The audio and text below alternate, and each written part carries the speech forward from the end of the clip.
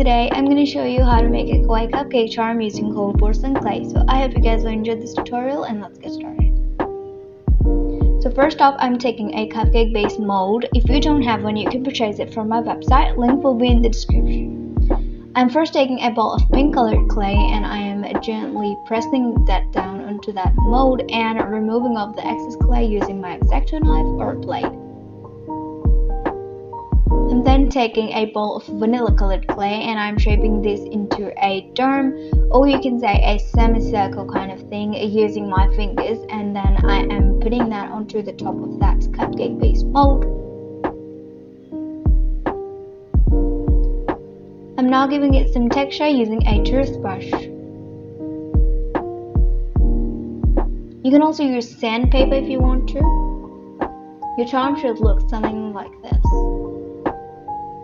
I'm taking some brown chalk pastels, which I have already crushed. I'm applying it mainly to the top of that cupcake. I'm using a dotting tool to create two indents for the eyes.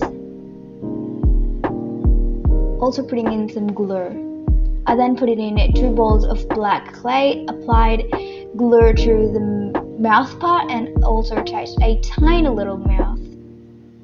I'm using some pink chalk pastel and a small brush to apply cheeks beside the eyes.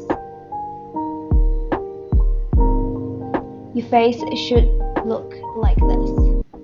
I'm taking a tray or something which I can make icing on, and I'm taking some translucent clay. And I'm popping some glue, and then I am mixing that in without lumps and popping in some white paint. This can be acrylic paint, poster paint, or even oil paint.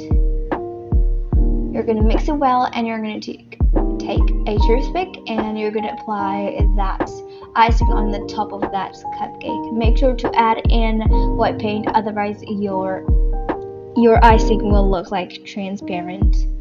And I'm also giving it some swirls. I'm taking some fruit cane slices to decorate my cupcake, but you can use whatever thing like glitters and everything.